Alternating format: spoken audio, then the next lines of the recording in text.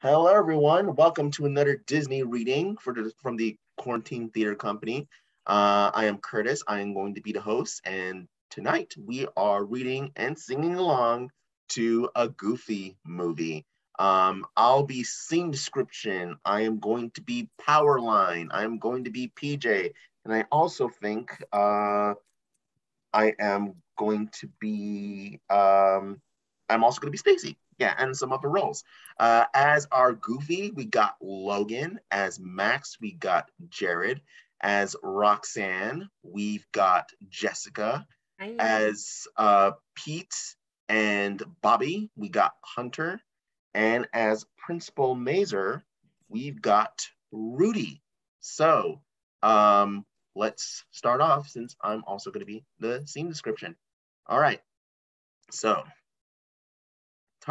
Goofy movie, written by Jim Megan. Title screen, a movie appears in the formal typeface while a bold fanfare plays in the background. Suddenly, the characteristic red polygon logo appears and letters Goofy fly on the screen, knocking the formal titles askew and accompanied by a trademark Goofy holler. The orchestra responds with a soft, condescending chord. Exterior, wheat field. The movie logo scrolls upward off the blue background and soft clouds follow, smoothing the transition. The camera continues to pan downward until it comes to the rest on a vast golden wheat field. The wheat is blowing gently in the wind. The orchestra continues with soft, majestic music that fits the wheat field scenery. Max. Max pops into view, very close to the camera, looking disoriented. Huh? Max. The calls continue and Max looks into the screen, squinting. Roxanne appears in the distance, sitting on a pillar. Max begins pushing his way through the wheat, making his way to Roxanne. Finally, he emerges in a clearing beneath the pedestal Roxanne is sitting on. Roxanne? She turns to him and blows on the dandelion she is holding, and they brush against Max's face. Max chuckles. She jumps off the pedestal and floats gracefully down toward Max. He reaches out to catch her, but loses balance, and both tumble lightly to the ground. They lie on the ground briefly, watching the clouds and laughing, then turn to each other. They exchange meaningful glances. Slowly, as the music builds to a climax, they draw closer to a kiss. But just as they are about to, Roxanne recoils in fear. The background changes from a pristine wheat field to a nightmarish tangle of thorns, and the music changes accordingly. What? Max looks down to find that his two front teeth have become huge. Max stiffens and watches in horror as his feet grow, huge, bursting through his shoes. Roxanne backs away, terrified. Standing, Max's hands burst through his gloves, finger by finger, growing large and exaggerated. Max's entire body grows, dwarfing Roxanne and the surrounding landscape. His face changes, stretching and flattening, similar to Goofy's. Finally, the music builds and the camera pulls back to reveal Max now looking exactly like Goofy. Standing in the remains of his torn clothing, Max grabs his throat, but is unable to stifle a harsh, terrible, Goofy laugh as the music peaks. Interior Max's bedroom, the music ends abruptly as Max wakes up screaming and sits up straight in bed. He gasps repeatedly, but slowly calms down. He feels his fingers and sighs in relief. Just as he starts to relax, the phone rings loudly, startling him. He grabs the phone and fumbles it, dropping the receiver to the floor. He dives after it and answers it on the floor. Hello? Hello? Max, where the heck are you, man? PJ? You should have been here an hour ago. What? Hold on. Oh, no. Max leaves from bed, leaving the receiver on the nightstand. He grabs his pants from the back of a chair and attempts to put them on quickly. Look, maybe we should just call the whole thing off. Max struggles with his pants and grabs the receiver. No, wait, man. It's now or never. Whoa! Well, you better get a move on. I'll meet you at my locker. Max hangs up the phone and his pants fall to the floor. Suddenly, Goofy bursts in the door, wrapped in a towel with a towel on his head. Morning, son. Dad? Max reaches down and pulls his pants up in a huff. Oh. Oops, I forgot. Goofy backs out of the room and closes the door behind him. Immediately, he knocks on the door and, without waiting for an answer, opens it again and repeats. Morning, son. Came here to see if you had any dirty clothes. Max is running around the room trying to gather his things as quickly as possible. The room is cluttered with clothes and various items scattered everywhere. Oh, well, there they are. Help yourself. Max, I thought we talked about this. Look, I'm sorry, Dad. I'll take care of it later. What's the big rush? Yeah, I'm running late. I can drop you off on the way to work. Oh, that's okay, Dad. I need the exercise. Max pulls his shirt over his head and continues grabbing his things. Goofy begins vacuuming the floor of Max's room, sucking up clothes and everything else in his path. Max is about to leave, and Goofy accidentally sucks up the head of Max's life-size cardboard power line cutout. Max screams, grabs the figure feet, and then attempts to pull it out. Finally, after wrestling it for a moment, Max stomps the power switch with his foot, and the vacuum shuts off, releasing the figure. He stands it up and sees that his head is bent and nose is twisted into a curl. Dad, you ruined it. Sorry about that. Who was he anyway? It's only Powerline, Dad, the biggest rock star on the planet. Oh, not bigger than Xavier Cugat, the Mambo King. Goofy grabs Max and starts dancing around the room with Max failing to escape. Oh, Hey, everybody mambo! Mambo, mambo, mambo. Dad, come on. There's no time for this. What if the neighbors see us? Exterior Goofy's front yard. Max escapes and heads out the door, leaving Goofy to his big finish.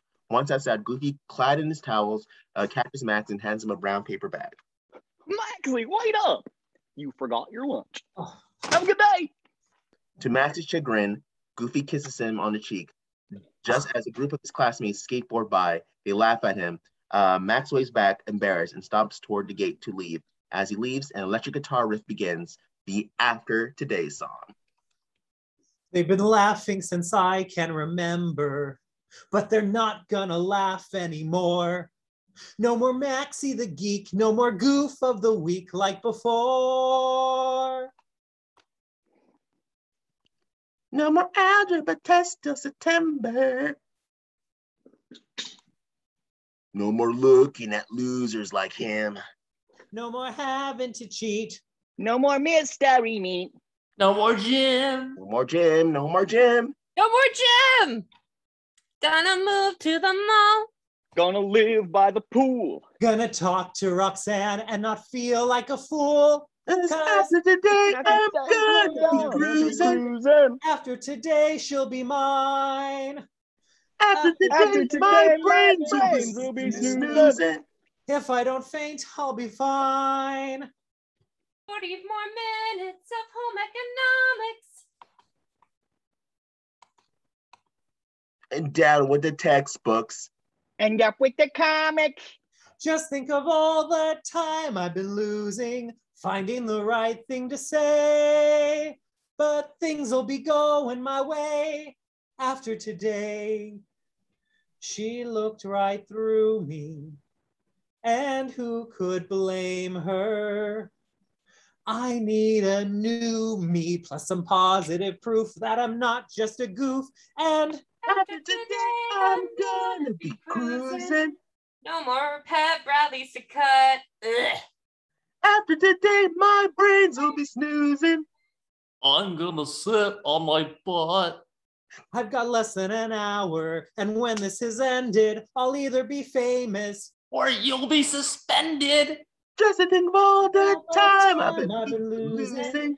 Waiting until I could say, gonna be on my own, kiss the parents goodbye, goodbye, gotta part from now to the end of July. Things will be going my way after today.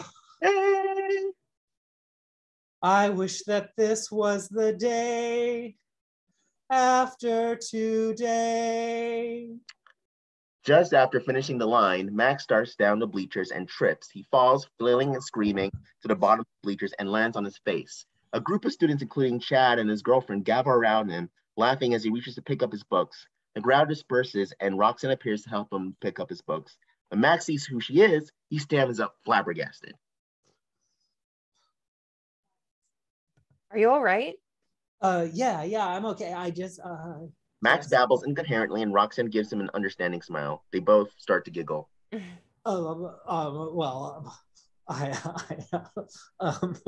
Yep. Max, absolutely mortified with the silly laugh, covers his mouth, gasping, and starts to back away. Roxanne gives him a curious glance, and he turns and runs away. Far away to the stadium exit, he runs to some garbage cans and trips. Recovering, he runs out the exit screaming, leaving Roxanne standing by herself. In the interior school hallway, now inside the school, Max berates himself while walking down the hall. I can't believe I did that. Arr! Oh, she finally says hi to me, and what do? I choke. Yuck! Oh, she probably thinks I'm some big spaz. Max approached PJ, who's digging through his locker. Where have you been, buddy? Hi, Pete. Did you get the camera? PJ, looking nervous, pulls a camcorder out of his locker. Look, Max, my dad catches me with this. He'll kill me. I'm sure you gotta do this. Roxanne doesn't even notice me. After today. A bright light suddenly envelops them. Squinting, they look toward the source and they see a cart full of audio-video equipment. A 1950s-style guitar riff plays. Bobby, standing beside is drinking from a fountain, drew a straw. Bobby? Max and PJ approach the cart and join Bobby in the room. Wow. Is this all for us? Slurpage. This is going to be great, man. Max starts to pull the cart out of the room, but Bobby stops it. Dude, need fundage, bruh. Oh, your fee. Yeah, right here. Max hands Bobby a brown paper bag, which Bobby opens anxiously. Cheddar! Ow! Cheddar whistle! Bobby shakes the can up and, holding it in the air, squirts a bunch of it into his mouth.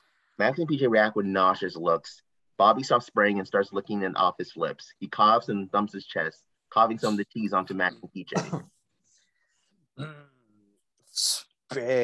Scrumptious. Bobby, suddenly appearing behind Max and PJ, who are trying to wipe the cheese off their clothes, grabs them both around the shoulders, forcing Max and PJ to smile. Let's do it, ladies. Interior school auditorium. Stacy stands behind a podium in an auditorium packed with rowdy students, giving them the standard end of school retrospective speech. Ooh, I lost my space. Thing went crazy. Okay, and okay, there we go. As student body president, I just want to say, yay to all of us for a really neat year. Yo, Stacy, talk to me, baby. Stacy shoots the kid a disdainful look. And finally, I hope you can all attend my totally amazing end of school party next Saturday to watch the Powerline concert live on pay-per-view. Everyone cheers loudly. Thank you very much. And now, without further ado, Principal Mazer. The cheering continues as Principal Mazer off stage is fixing his tie and putting on his biggest smile. He walks in the spotlight, which follows him toward the podium. Immediately, all cheering ceases, leaving only sound of crickets chirping. He reaches the podium and begins his speech. Thank you, Stacy. And good morning, boys and girls. You know, every year on the last day of school, I have several youngsters approach me and say, Principal Mazer, what can we do not to waste our summer vacation? We don't want to waste our free time sleeping or visiting friends. Everyone looks at each other and yawns. Chad leans forward in his seat to talk to Roxanne. So Roxanne, about Stacy's party. The camera zooms to Max, who is backstage and dressed in a Powerline costume. He's poking his head out from behind a curtain and sees Chad talking to Roxanne. Closing the curtain, he zips up his costume and turns toward Bobby and PJ. How are you doing down there, Bobby? Bobby, wearing a welder's helmet, is using acetylene torch to connect piles of cables and equipment. A video monitor beside him is flashing a variety of images. He lifts the helmet and shoots Max and PJ a half sarcastic, half joking glance. Don't give me that attitude, guys. I'm doing it all for you. He puts the helmet back on and continues. The scene shifts to PJ, who is walking while looking into the camcorder's viewfinder. This is nuts. I don't know why I let you guys talk me into this. If my dad finds out, he's going to nuke my entire existence. PJ isn't watching where he's going, and he trips on some cables that are lying on the stage. He falls, alluding to the things to come, and briefly appears behind Mazer before the curtain settles back into position. Max grabs him and helps him up. I hope this works. On stage, Mazer continues his speech. The spotlight suddenly goes out, leaving him surprised and in the dark. How about science slumber parties, huh? Backstage, Max dons his Powerline visor and gives the others a thumbs up. Bobby at the control panel gives a thumbs up. PJ turning on the camcorder gives a nervous thumbs up. Bobby presses a button and the fast pop rock beat begins playing. The curtain begins to rise, revealing a large video projection screen. Major starts to speak, but Bobby presses a button backstage, dropping him through a trapdoor. What? Hey, I'm not gonna just... Ah! Max in a Powerline pose appears on screen with an animated Adam behind him and scan lines zipping up and down the screen. The audience gasps and look pleasantly surprised. Bobby laughs heartily. The video display changes colors and images dynamically as Stands Out begins. The action is still occurring on the video monitor as special effects footage of Max and with PJ running the camera.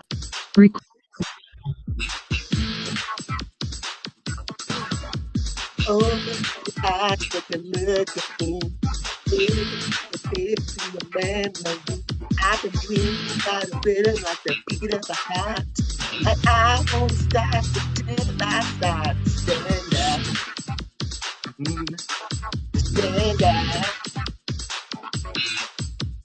Some settle for typical things. Living on the past where the wind, the wind's still pushing away. It's just a matter of time before I move front of the line. And once you're blocking that building, then I think you gotta believe that I got my day. Stand up above the crowd. I gotta shine now.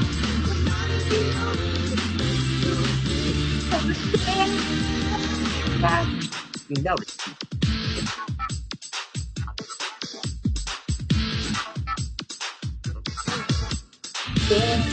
He is always getting the police. I'm totally devoted to them in the police. I do it all again when I get it done. Till I become the number one. Stand up. Rolling methods to madness and dreams of escape. Gotta break every rule. I been them all out of shit. Ain't a question of how, just a matter of when. You get the message that I'm trying to send. I'm under the spell, I'm in over my head. And you gotta be going all the way to end. And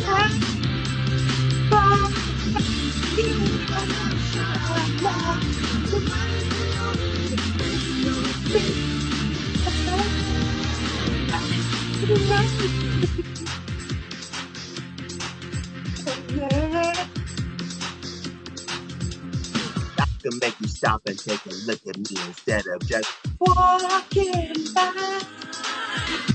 Something that I want to do what you need to notice. I'm alive. I need to stop and get a second thought and there's a proof. I got one. Piece of cake. Stand up above the crowd. I gotta shout loud. Make you see and I stand up.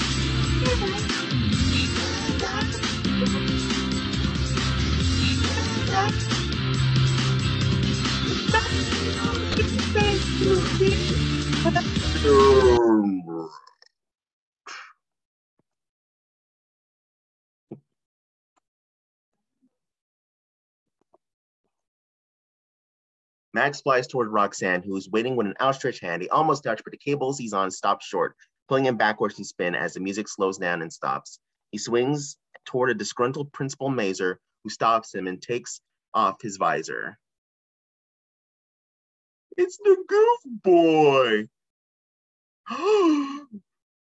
Everyone looks in shock at Max, except Roxanne, who smiles appreciatively. Bobby with PJ, in sort of a headlock, still off stage, realizes their fate.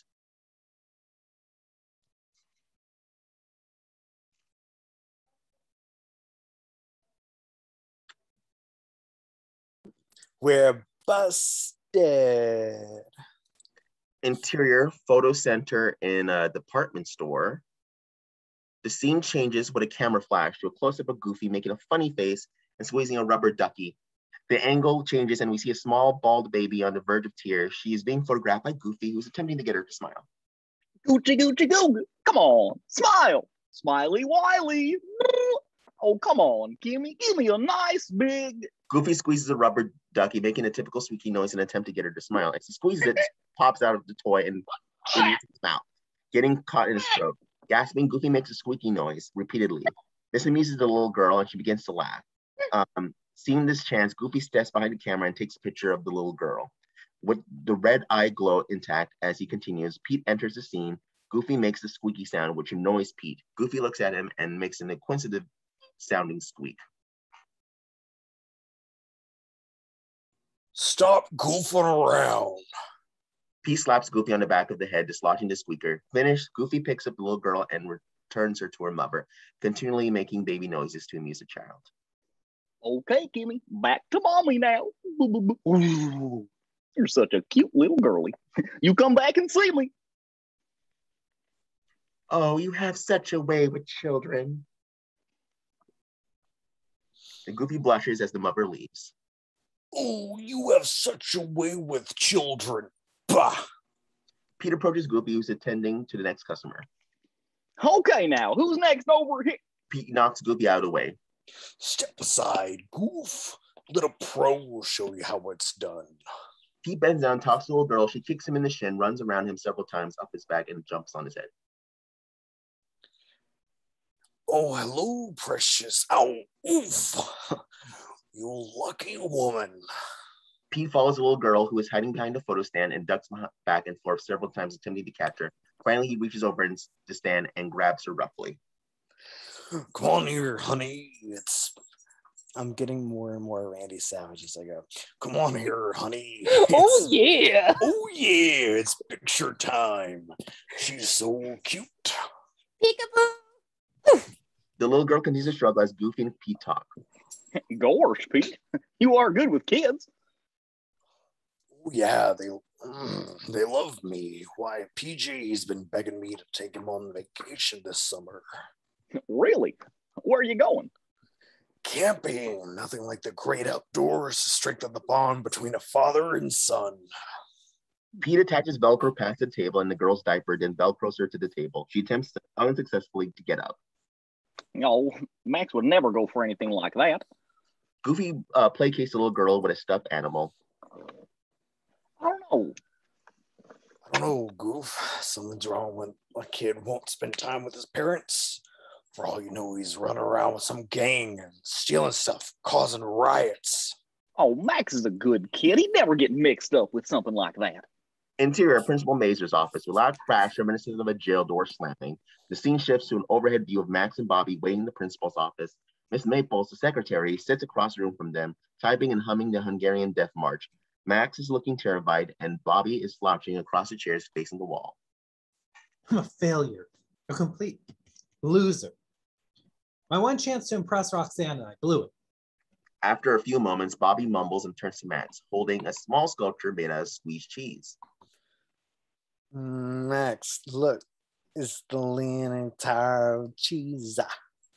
He squishes the entire creation into his mouth, messily, and eats it. After a moment, PJ emerges looking shell-shocked. Oh man, my dad's gonna smash me like a bug. Oh. Hey, PJ, John. Robert Zimmerowski. Okay, I'm coming. Max, here. Guard this with your life, dude. Bobby hands Max a can of squeezed cheese and pushes a cartload of audio-video equipment into Mazur's office, while his signature guitar music plays in the background. Hey, Masaru, what's up, bro? Bobby begins talking to Mazur and shuts the door. Max puts his head in his hand and sits motionlessly. Roxanne and Stacy enter the room with Stacy chattering at a fast pace. They approach the desk to get some papers. And then air conditioning around the front, so I figured with all those kids in the house, the place would be like a sauna. So I'm all freaked out, but then I thought, like, use it to my team. So my team's going to be Powerline Goes Rainforest. Too much? Roxanne, listening? Roxanne notices Max sitting on the chair and she gazes at him. Stacy notices that she lost her attention and sees why. Oh, tisk. She pushes Roxanne toward Max. Stacy, no, I don't want to. Talk to him. Roxanne walks over toward Max, but with his head down. He doesn't notice her. She clears her throat several times, but to no avail.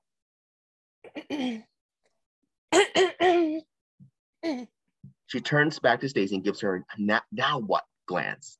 Stacy motions to her continue. Tap him. Roxanne approaches Max and taps him on the shoulder. Startled, Max quickly sits upright and knocks Roxanne's books to the floor. Realizing what he's done, he begins apologizing and she begins to gaffer down. Gosh, I'm sorry. It's okay. He bends down to help her and they simultaneously reach for the same book and touch each other's hands, accidentally. Max pulls away embarrassed. I liked your dance. Yeah. Yeah? Yeah, it's from Powerline's new video. Both stand up simultaneously. I know he's totally a genius. Yeah, he's doing a concert next week in LA. Oh yeah, Stacy's showing it at her party. Yeah. Yeah. Roxanne, I was sort of thinking that maybe I'd ask you to go with me, that is, to the party, of course. If you don't want to, I'd completely understand. Well, I was sort of kind of thinking that I'd love to. Max and Roxanne both start to fluster. Yeah? Yeah. Good. Great. Terrific. Wonderful. All right. Okay. Stacy approaches to extract Roxanne. Come on, Roxanne. We don't want to belabor the moment now, do we? Well, I better be going. I'll call you later. Okay. Bye. Roxanne backs away slowly, shyly, and backs into a wall beside the office door. After leaving, she walks down the hall with Stacy. See, that wasn't so bad. I told you men were easy to deal with. Back in the principal's office, Max waves shyly at Roxanne as she leaves, then jumps in the air and begins yelling. Yes! She said yes! Woo-hoo-hoo-hoo! Everybody, mambo! Max begins dancing around the room out of sheer joy with mambo music playing in the background. After several moments, he grabs Miss Maples and involves her in his dance. Well, she's still sitting in her chair. Trolley, Mazer, and Bobby appear at the office door. Bobby smiles and encourages Max. Yeah, dance with her, groove with her. Miss Maples! Mazer orders Miss Maples to call Goofy even while she's still craning back and forth in Max's mambo. Yes, sir. Get that boy's father on the phone! Right away, sir. Interior Principal Mazer's inner office. Mazer stands in his office with his paddle collection between him, looking through the slits of lightning penetrating his mini blinds at Max. Hello? Yes, Mr. Goof. This is Principal Mazer. I'm calling in regard to your son, Maximilian. Max? Oh my gosh, is he hurt? No, Mr. Goof. He's in trouble. Trouble? What kind of trouble? Dressed like a gang member. Goofy gasps in shock and staggers backward. Gang member? Your son caused the entire student body to break into a riotous frenzy. Riot? Oh no, that couldn't be mine. If I were you, Mr. Goof, I'd seriously reevaluate the way you're raising your child before he ends up in the electric chair. The electric chair? Mazer hangs up and Goofy drops his phone. He slumps into a nearby chair. What am I gonna do? Interior photo center in the department store. Goofy sits shell-shocked in a chair for a moment. Suddenly, a bright blue light illuminates him and pans across the room, accompanied by an announcement on the PA system. Blue light special on aisle 3. Blue light special on aisle 3. Goofy rises slowly and walks toward a rotating blue beam of light, crosses his face repeatedly and scans across the room. Goofy approaches the sale table. On the table, assortment of small children's toys that look like a boy fishing. He bounces the toy's spring-loaded head. Suddenly, Goofy's face brightens as he gets an idea. Like destiny. Now excited, Goofy runs back toward the photo department and tells Pete his plans. Okay, kiddo, now smile. Goofy sticks his head in front of the camera Pete is using. Lake Destiny, Idaho! Like hootie wah. Nothing like the great outdoors to strengthen the bond between father and son. You said so yourself. Well, yeah, but I'm going fishing. I'm going fishing with my boy. Without waiting for Pete's response, Goofy runs up carrying the toy. Pete shakes his head in confusion and looks back through the lens. yeah, okay, Precious, give me a big smile. The little girl he was photographing is gone. Only her diaper remains. She runs down the aisle in pursuit of Goofy. Fishy, fishy, fishy. An exterior in front of the school, everything is absolutely still in a wide shut of the school's front door. Suddenly, the school bell rings and the doors explode open, and crowds of students pile out at high speed. Among them is Bobby and a number of recurring characters. The focus is on Max as he walks away from the school. A number of people approach him, including some who had ridiculed him earlier. Cool concert, lad. What? You wailed, bud. Max, incredulous, continues to take it all in. Chad's girlfriend approaches him, but Stacy quickly shoves her away. Hey, Max. Wicked dance. Get it, girl. He's Roxanne's. Suddenly, PJ runs up behind Max and jumps onto his shoulders. Max strains against the load as PJ compliments him on the day's events. Way to go, Max! I just heard about you and Roxanne. Ooh, Peach. Max dumps him on the ground. PJ begins to chant for him. See, I told you your plan would work. Max, Max, Max, Max, Max. Bobby, hanging from a statue, continues to cheer. Maximum! Maximum! Max, Max, Max, Max, Max. Max, Max. Max. At this point, the music builds in volume and segues into the middle of Standout as Max leaves the schoolyard. All I need is every chance, a second down, a second glass of brew. Got whatever it takes. It's a piece of cake. To stand out above the crowd. You gotta shout out, yeah. Yeah, yeah. The mind's the only face you'll see. Gotta stand out till you notice me. Max moonwalks past the bus stop. Lady seen in After Today spins around the bus stop sign and jumps, slapping the leaves in a nearby tree. En route home, he runs through a number of yards. Max runs under kids on a swing set and swings from their tire. He flies over a sunbather and bounces off her diving board, landing on a slip and slide and grabbing a skateboard. He skateboards over a fence, then through a construction site, doing loops inside a large pipe. He exits the pipe and lands on a truck labeled Starving House Pets Moving and Storage. He skates off the truck under the sofa being moved and directly into the house's kitchen. He zips by baby and grabs his fork. He dismounts the skateboard and somersaults across the street to his house as the music fades and finishes. He enters the gate to his yard and passes Goofy, who's packing the car for a trip. Going somewhere, Pop? Sure are, Balleroonie. Cool. Well, have a good time. If you're going to be gone more than a month, drop me a line. But Max, this isn't just my vacation. It's a vacation with me and my best buddy. Oh, Donald Duck? No, silly, with you. The camera does a zip zoom toward Max, centering on his shocked face. He collapses, falling backwards. Fading from black, we see an upward-looking view of Goofy coming to focus. He slaps Max's face lightly to rouse him. Are you okay, Maxie? Oh. What? What did you say? That's right, a vacation, son. We'll spend some real quality time together. Goofy picks him up and hugs him. Oh, I think I'm going to be sick. Hey, I got a present for you. No, Dad, stop. What are you... Goofy grabs Max. After a flurry of hands flying close and protests from Max, Goofy steps back to reveal Max dressed in a fishing hat, hip waders, and an inflatable vest. After a beat, Goofy hand appears and pulls a string on the vest. As the camera pulls back quickly, the vest inflates, rapidly puffing up to full size, leaving Max looking like a large balloon. Goofy looks at him, pleased with the gifts. Just like I did at your age. Oh, please don't say that, Dad. Wait, I'll save the best for last. Goofy produces a dusty old rectangular box. He blows clouds off the dust off the surface. Handed down from goof to goof to goof.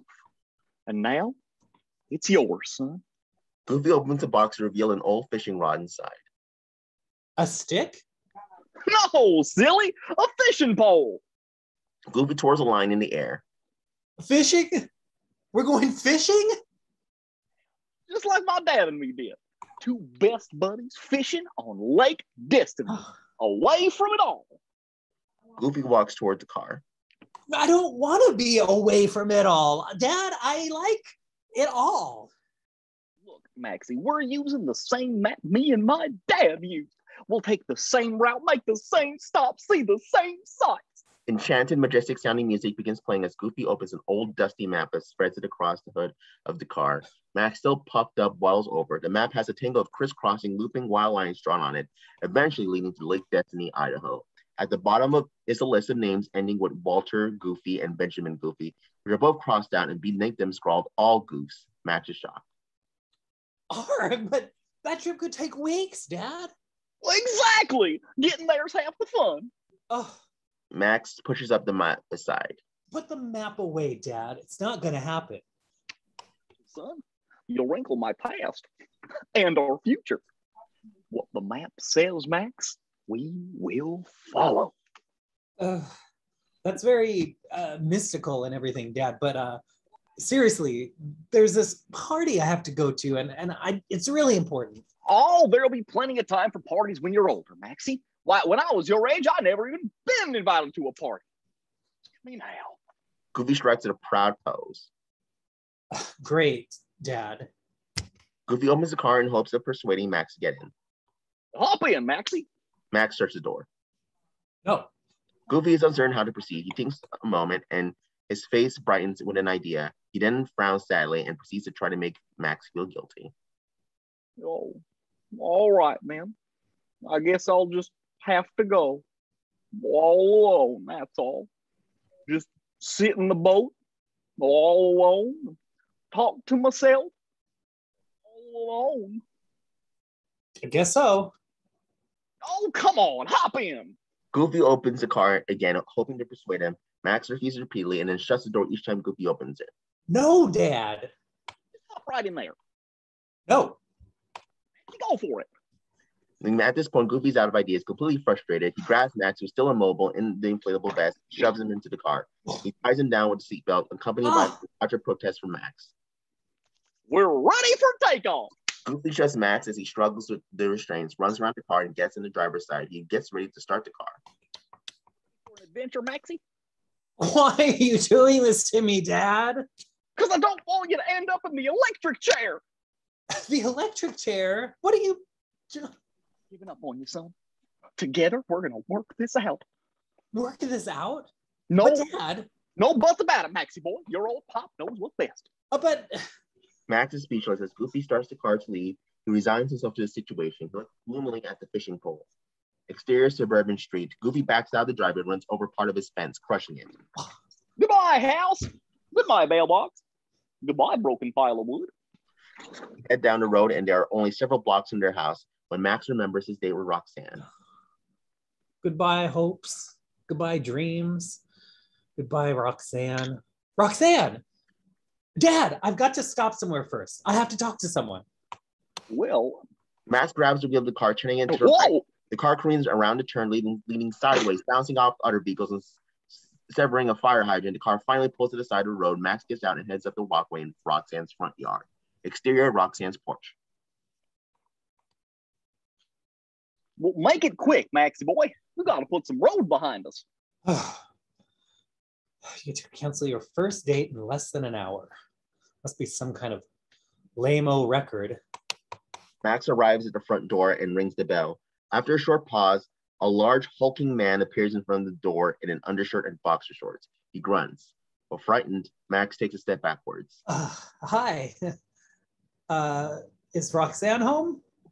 My name is Max. The large man grunts angrily at Max. Does Roxanne live here? Does she even live on this block? Max starts to leave and Roxanne appears in the door beside the man. Wait, it's okay, Daddy. Max is a friend from school. Go on. Go on. Good, Daddy. Hey, Max. Roxanne looks embarrassed and ushers her father back into the house. Do you want to have a seat? Max and Roxanne walk to the other side of the porch to talk. Once there, Max lifts Roxanne onto the banister by her hips. Her father, watching through the mail slot, grunts angrily at them. This startles Max, and he quickly puts his hands behind his back and grins innocently. Roxanne chides her father. Daddy. Once he leaves, Max hops into the banister beside Roxanne and they continue their conversation. I promise he'll be better behaved when you pick me up for the party. Yeah, that's sort of why I came by. I'm really looking forward to it, Max. Yeah, I was too. Was?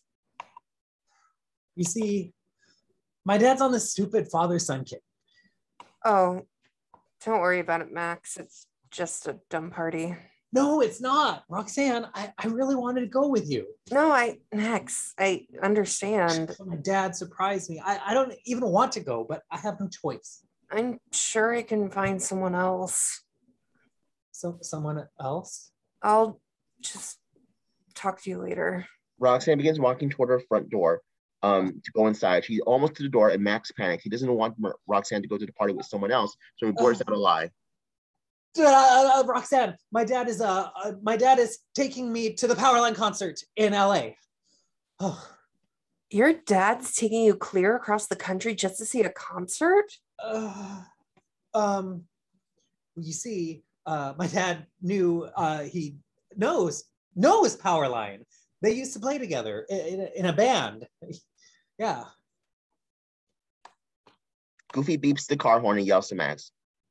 Come on, son. Let's get this show on the road. Just a minute, you party animal, you. Goofy grins sheepishly. You're really serious. Absolutely. So, you aren't still thinking of going with someone else, are you? Well, I guess. Because I was hoping I could wave to you on stage when we join Powerline for the final number. That's incredible. Well, I wouldn't miss our date for anything that wasn't incredible, Roxanne. Roxanne kisses Max on the cheek. He stumbles backward, then starts to walk toward the car. Have a great time at the concert, Max. Max mumbles something, still dazed, and stumbles slowly toward the car. He's almost there when Rox shouts from the porch. I'll see you on TV. The gravity of this situation hits him, and he quickly sobers up. Oh, I'm in deep sludge. Max gets in the car and hangs his head out the window. Goofy starts the car and drives away. Exterior highway. The heavy music of the previous scene segues to a cheerful, bouncy tune, and we see Goofy's car zipping along the highway among upper cars. Then the view changes to that of a camcorder viewfinder, jerkily panning around the interior of the car and toward Max as Goofy begins his vacation video. Day one. Well, here we are, out on the open road, retracing the steps of my boyhood. And here's Maxie. Well, come on, say hi, Max. Goofy pans the camera toward Max, who is looking sadly out the window. When prompted, Max looks briefly at the camera, then quickly turns away. Well, how about a wave? Max puts his hand over the lens, but Goofy remains undaunted. Not now, Dad. What a kidder. Goofy looks at Max thoughtfully and begins to get frustrated when he comes up with an idea.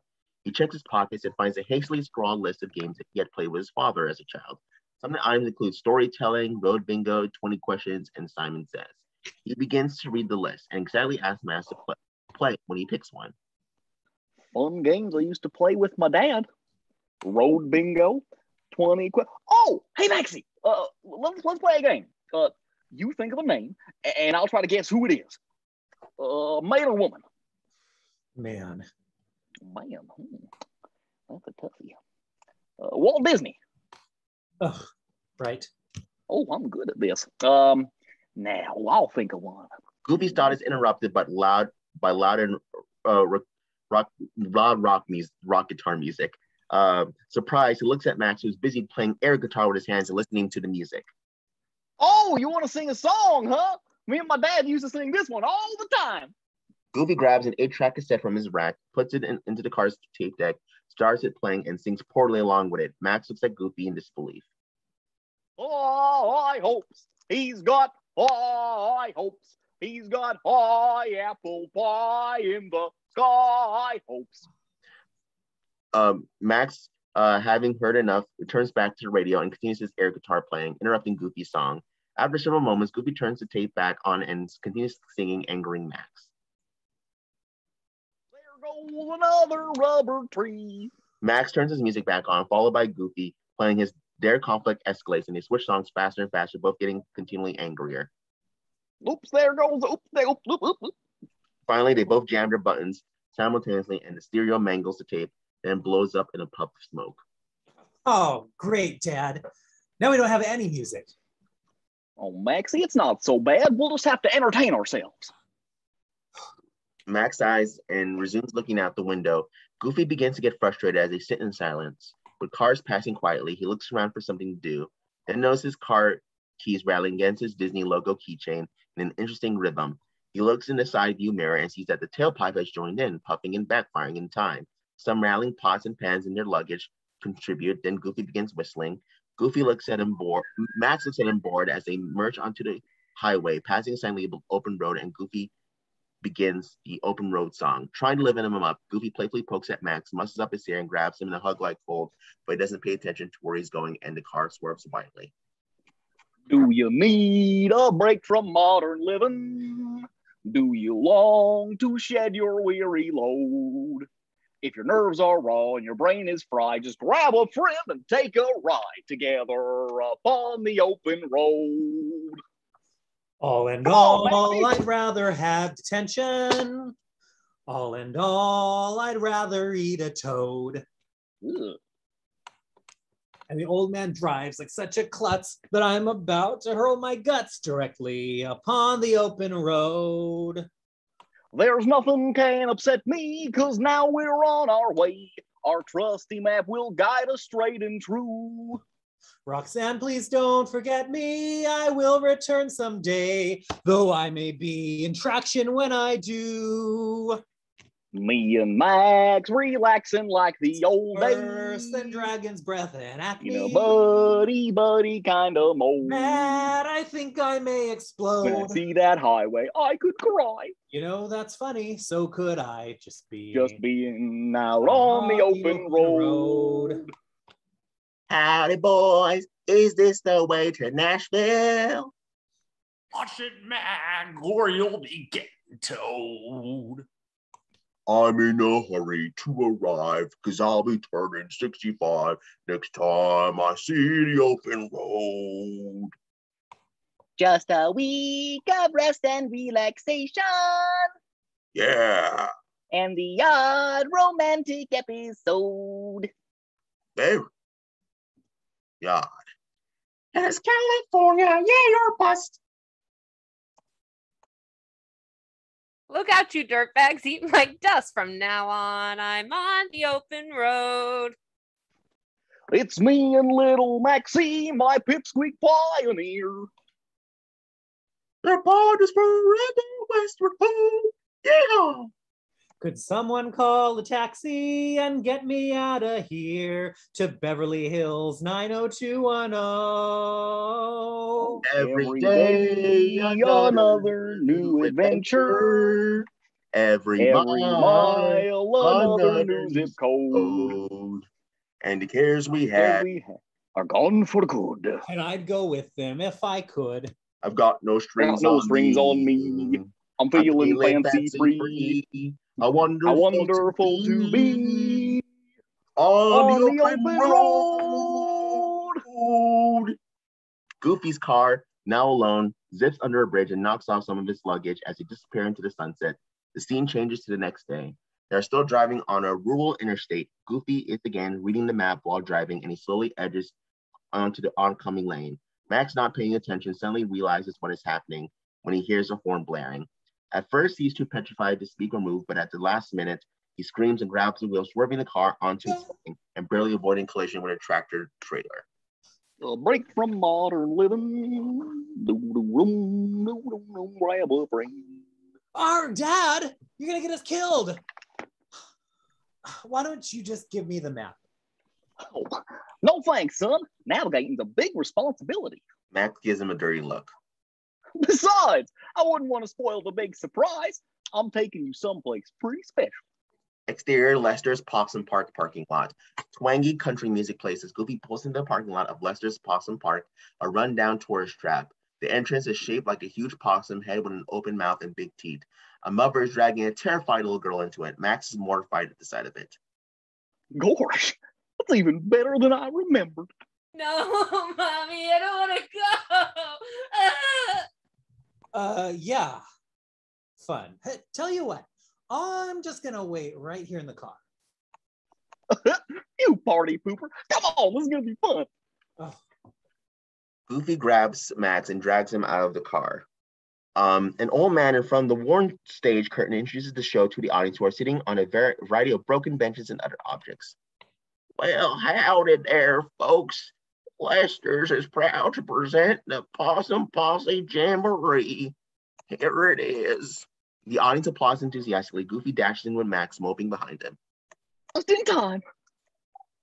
Howdy, folks. Who's your favorite possum? Lester! Lester! Goofy runs back to Max, who was lagging behind, and grabs him. Got us a seat right up front. The Lester character introduces the others, each of which pops out of their own hole. The Mordecai character fizzles and sparks before working correctly. Let me introduce you to the posse.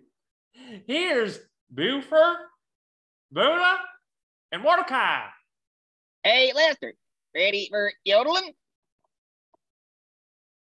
Now, sure, Buford. Country music begins playing, and the mechanical posse begins bouncing up and down and playing their instruments. Now gather around my possum pals, join the jamboree. Come hooting and howling, hollering from the heart. oh, this is pathetic. And every chicken, pig, and goat will help by yelping out a yodel here at Lester's Possum Park. Yodelay, yodelay, yodelay, yodelay, Yodelay. yodelay, yodelay. Lester's Possum Park. Don't you want to be a hanging from a tree? We're mighty glad to see you, and the park is always free here at Lester's Possum Park. The machine gets stuck, and MC whacks it with his fist, making it finish the show. Max puts his head in his hands in resignation. Exterior outside Possum Theater. As soon as the show ends, the whole crowd explodes out of the theater. Trailing them is Goofy, fumbling with his camcorder. He gets it working and points it at the door, ready to film Max. He turns around and sees the souvenir stand. He decides to get something for him. Max approaches slowly. Hey, that's the ticket. Be right back, my little possum pal. Goofy walks away toward the stand. Max is left alone to mope when a big costume character approaches. My life's a living. Oh, little buddy, who's your favorite possum? Max doesn't want to be bothered, is not happy to see him. He begins to walk away when the character becomes more insistent. Don't touch me. Oh, why such a long face? You were so sad. Boo-hoo, I know. You need a big hug from Lester. Max knows what he's going to do and starts to warn him, but it's too late. Lester grabs him, picks him up off the ground, and squeezes him tightly, and this infuriates Max. Don't even think about your See, now you feel all good inside. Max taps the character in the face and its head spins around and faces the wrong way. Disoriented, he stumbles off in the background where a group of little kids tackles him to the ground and drags him away in a swarm. Eat it, doofus. Max watches contentedly, smiling to himself as the kids drag Lester off. He turns around and sees Goofy coming toward him with a hat shaped like a roadkill possum. Max protests, but Goofy puts the hat on him anyway. After this, Goofy spies the photograph stand, which is offering guest pictures posing beside live possums. The little girl seen earlier is having hers taken and crying loudly. No, Dad, not that, please. There you go, sport. What do you say we get our picture taken? You have got to be kidding. Oh, all right, but you're missing out. Goofy walks toward the stand to have his picture taken. Max begins to turn away when he hears loud laughter. He looks back in shock. Ugh. Huh? Goofy is hanging upside down with the possums, had to have his picture taken, much to the amusement of the crowd, much to Max's chagrin. Goofy yells to him.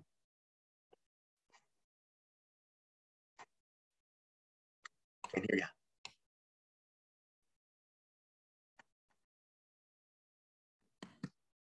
An obnoxious kid standing near Max points and mocks at Goofy. Hey, everyone, check out the dork. The photographer prepares to take the picture while Goofy continues to hang. Oh. Hey, sassafras. Brass.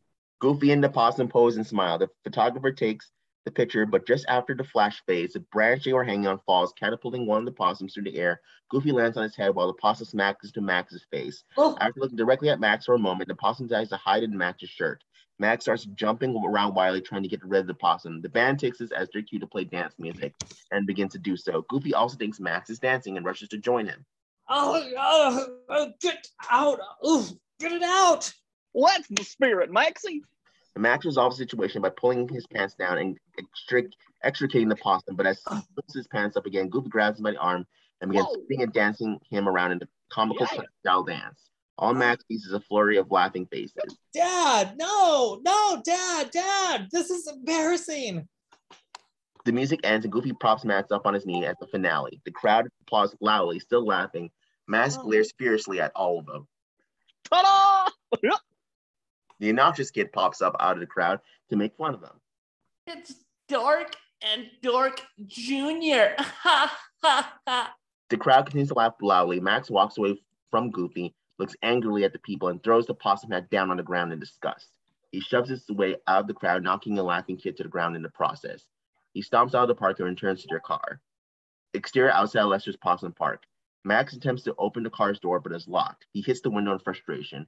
Rain begins to fall as he walks out of the parking lot. Goofy emerges from the park entrance and sees Max leaving, standing along the roadside and trying to hitchhike a ride. A car passes and soaks Max. When it hits a puddle, he shakes the water off angrily. Goofy runs toward him. Arrgh! Max, what the heck are you trying to do? Goofy puts his hand on Max's shoulder, but Max jerks away. Trying to get away from you. Me? What did I do? Forget it. Max walks back toward the car and Goofy follows him. Well, I thought we was having fun. What's the matter? Nothing. Let's just go. Come on. Goofy walks up and locks the car door for Max, then heads around to the driver's side. Max gets in and shuts the door. Goofy joins him after a moment. Sadly, he hands Max the possum hat. Oh, you dropped your hat. The side of the hat pushes Max over the edge. He screams, and in a fit of rage, he tears at the hat and throws it against the window and windshield. This is the stupidest vacation. You drag me from home. You jam me in this dumb car, then drive me 1,000,000 miles away to see some stupid rat show. Call me when the trip's over. Max rolls down the window and throws out the possum hat that Goofy had bought him. Goofy hangs his head crushed. He starts the car and backs out, accidentally running over the hat. He looks back briefly and pulls out into the stormy night as they drive away. The camera pans down to show a close-up of the battered hat, accompanied by mournful music. Exterior pine forest. The scene opens with an overhead view of Goofy pitching a tent in a makeshift campsite. The camera pans left to show Max sitting on a rock at the edge of the creek, absent-mindedly staring in the water with a stick and watching some fish. He swirls the water, and in his imagination, Roxanne's face appears in the ripples. He smiles half-heartedly. Suddenly, Goofy approaches in the water, and his feet destroy the illusion. Max looks up at him. Well, hey, Max, you want to get in some fishing practice? Just a couple of days till we get to Lake Destiny. Max gets up and begins to walk away, leaving the line in the dirt as he drags a stick. Maybe later. Goofy turns away depressed and leaves the creek side. Max throws a stick into the water. Exterior Goofy's campsite. Goofy's putting some materials in the tent and his head inside when the ground begins to rumble and shake. Suddenly, in the dark shadow of a large machine passes over him. The vehicle straddles Goofy and the tent. Several large clamping feet jam into the ground viciously around the tent. A large spitting blade on a long arm fells rows of trees. A satellite dish pops out of the machine's roof, scanning the sky. A large platform flips down from its sides, revealing a patio table and chair set. A spa and miniature basketball court pop out. A swimming pool complete with water and a bowling lane with balls also emerge before the noise ceases. A wide shot reveals the contraption is a huge RV. Max comes out of the woods to see what is going on and is awed by the sight. Whoa, now that's camping. Max pulls his head out of the tent, still not noticing the RV that is now situated over him. Did you say something, Max? Just as he finishes his phrase, the big metal door wings down and lands on his head with a resounding clang. A thick mist billows out, surrounding a shadowy but familiar figure. Ow. Wait, Pete? Goofy! Oh, well, what a serendipity, doodah! Who'da thunk it, huh? Max brightens up with a prospect of seeing his best friend. Is PJ here? Oh, yeah, I'm sure he's loafing around here somewhere. Interior, Pete's RV. Standout is playing loudly inside the RV while PJ is cleaning. He's singing and dancing around the room as he buffs the floor and dust. Max pokes his head in the RV door, and after a bit of surprise, initially he smiles at PJ's silly routine. What a goob. Max enters the RV and approaches the mammoth stereo, straining against the volume of the sound, and shuts the music off, but PJ doesn't notice and continues his song for a bit before he notices Max. Even if you gotta shout it loud, no matter what, look, it's Max. Max! Hey! PJ and Max perform a long and involved handshake while saying hello. Wow, small wilderness, dude. Didn't expect to run into you. Apparently not. I lost my place. You're just jealous, man, because you ain't got the moves. Max turns around and admires the entertainment center and fish tank. He scares the octopus inside the tank and it swims away in a cloud of ink. Yeah, you can keep the moves, but I wouldn't mind having this RV. Whoa. Oh, come on, you're a star. What? Going to the Powerline concert? It was unbelievable, man. Oh, who told you about that? PJ punches Max slightly on the arm. Hey, come on, everybody in town knows about it. Max, you're going to be famous, buddy. Especially with Roxanne. Max walks away dejectedly and leans on the doorframe of the RV. There's only one person who doesn't know about it yet, Pete. Who? My dad. Exterior bowling lane on the roof of RV. Goofy watches as Pete bowls on his rooftop lane as they talk. So tell me, Goof, is that kid of yours still giving you guff? No, I don't know what's wrong. Just seems like everything I try only drives Max further away. Maybe I just ought to back off. I don't know. Wrong, Goof. Look, if you keep him under your thumb, they'll never end up in the gutter. Pete rolls his ball down the lane as he finishes the phrase. The ball strikes the pins and knocks them all down, except one. Pete looks surprised. Too bad, Pete. Almost. Pete looks angrily at Goofy and decides to prove his point. He bellows at PJ. Almost? Ha! Watch this! PJ! PJ rushes to Pete and stands at attention as if in the military. Yes, sir. Come here, sir. Yes, sir. Pete points down to the lane at the remaining pin. PJ knows what he's supposed to do. He runs down and kicks the pin over. He looks back at Pete, pleased with himself. Pete immediately begins to celebrate his victory by dancing around and chanting. Oh, strike, O'Reilly! Thank you. Yes! And the crowd goes wild. Goofy and Max stand speechless in amazement at the spectacle as PJ rushes back toward Pete. Pete fakes a high five with him and laughs cruelly. PJ looks dejected. High five, son. Psych. Ha, ha, ha. Say, Goof, why don't you two stay for dinner? PJ's face brightens and Max smiles. Cool. Oh, no thanks, Pete. Max and I have some fish to catch. Goofy puts his hand on Max's shoulder and musses his hair as he says this. Max gets angry and flings Goofy's hands aside. Oh, Dad, we can do it tomorrow. So, what are we having? But Max, I thought... Pete elbows Goofy and quietly gives him advice. Under your thumb, Goof. Goofy thinks for a moment and his face hardens. He sets his jaw and confronts Max. Maximilian. What? Get your gear, little man.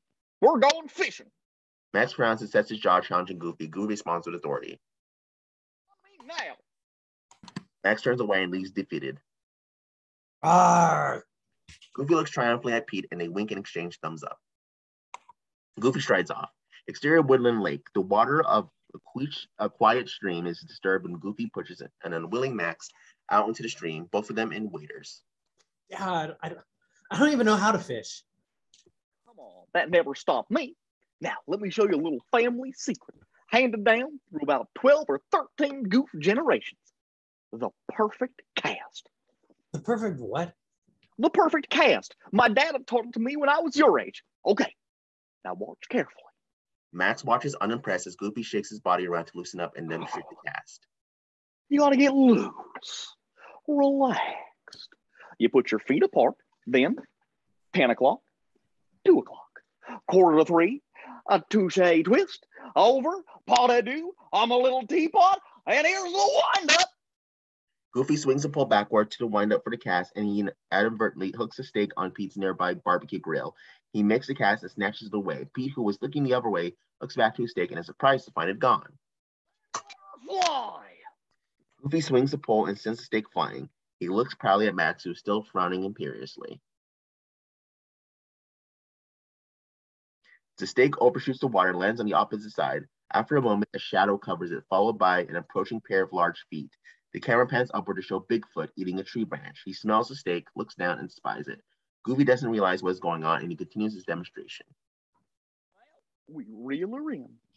Bigfoot looks at the branch, the steak, and back again. He decides the steak looks better and throws the stick away. He prepares to eat the steak when a tug from the line sends it hopping a bit. After recoiling in fear, he gets angry and attempts to catch the treat, which is now speeding away as Goofy reels in his line. Bigfoot, roaring, makes several unsuccessful attempts to catch the steak and is eventually dragged into water. Goofy is still fighting the line, thinking he's caught a fish. Whoa! Quick, get the camera! Max retrieves the camera and hands it to Goofy, who begins filming, thinking he's going to film a large fish he's caught. Oh, must be over 3 pounds. I don't want to miss this. Goofy pans the camcorder upwards and sees Bigfoot through the viewfinder, who's holding the fish in his mouth. Goofy looks at him in amazement. Max, however, realizes the trouble they're in. Dad, it's Bigfoot. Back up a bit, Mr. Foot. You're out of focus. Bigfoot roars angrily, and Goofy and Max flee, and Goofy swings a pole in the process. The steak on the other end of the line is yanked out of Bigfoot's mouth and flies through the air. It hits Pete in the face, and he pulls it off angrily. What's the idea, Bigfoot?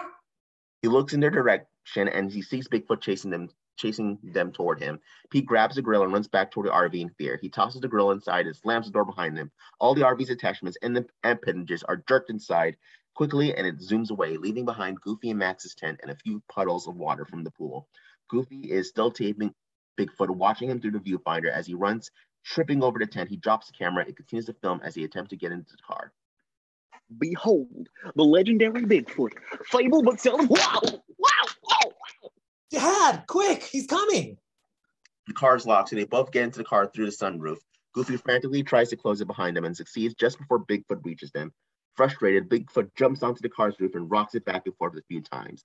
He sees their camping equipment and decides to investigate, leaving them alone. Max and Goofy watch from the car laying low. I can't believe it. Bigfoot. The only video. We're gonna be famous. And as Max finishes his statement, Bigfoot finds the camera and gleefully pulls the video cassette apart. Let's just get out of here. Goofy checks his pocket for the car keys. Coming up empty-handed, they look at Bigfoot, who's holding the keys, smiling. He tosses them away into the forest. Goofy gets discouraged, and Max gets angrier still. Bigfoot continues to dig through their baggage, wearing a pair of Max's underwears on his head. Sometime later, Max and Goofy are still in the car waiting. Is he gone yet? Suddenly, 2 sock-wearing hands appear in front of the windshield. Bigfoot performs a primitive puppet show, then laughs riotously at the performance.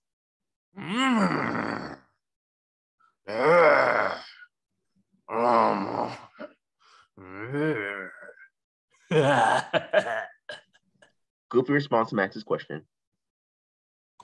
Still here.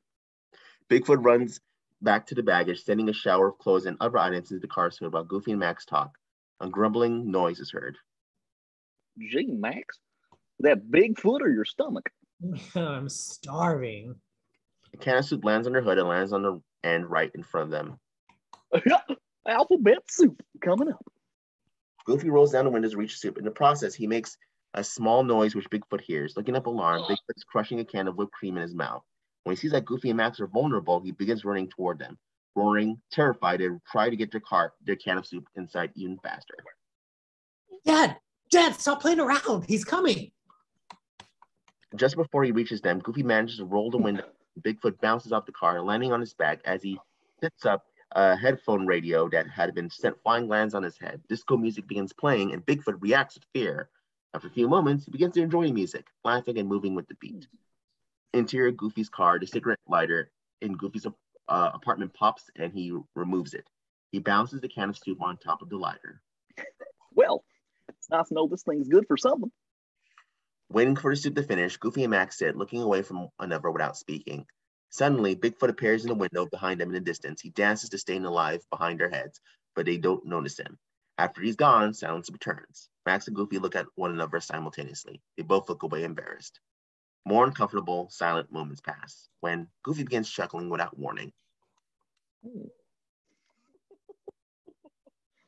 Oh. What's so funny? Goofy points to the can of soup warming on the dashboard. Hi, Dad soup. Huh? Oh, don't tell me you don't remember Hi, Dad soup. Max looks at him with a blank look. Oh, come on. Sure you do.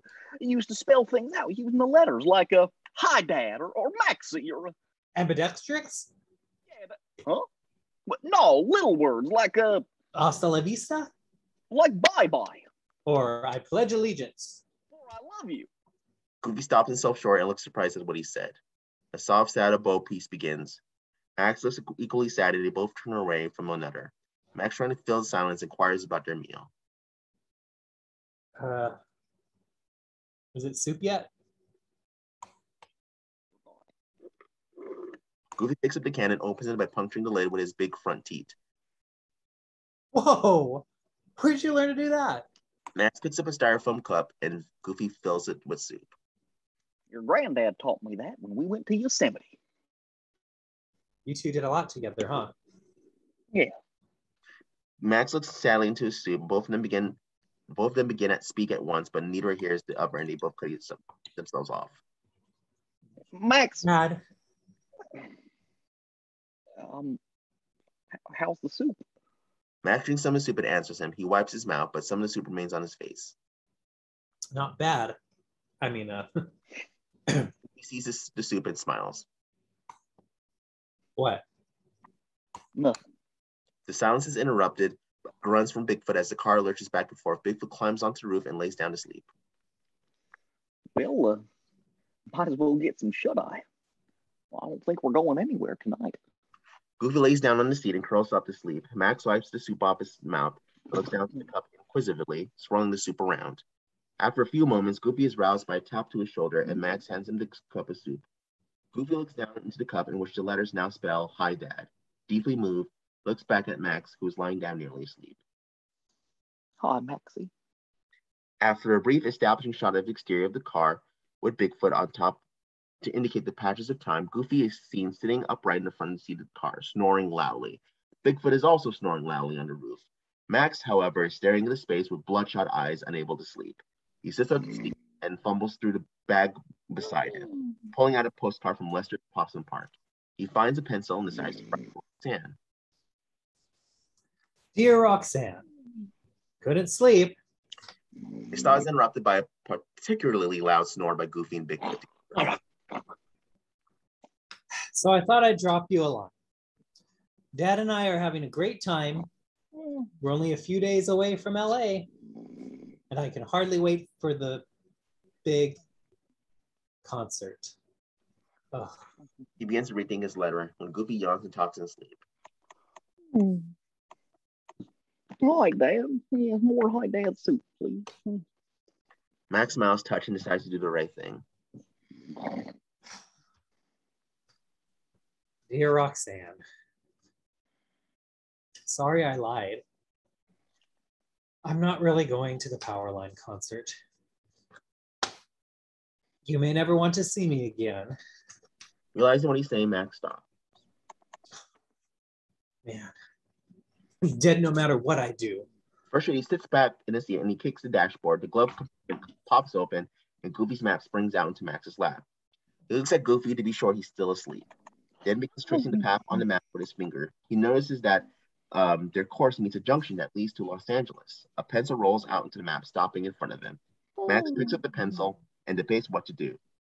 nervously begins to race into part of the line that leads to Lake Destiny, Idaho, watching Goofy to see if he's waking up. He begins drawing a near course map when the pencil breaks. The soft sound seems deafening to Max in the silence.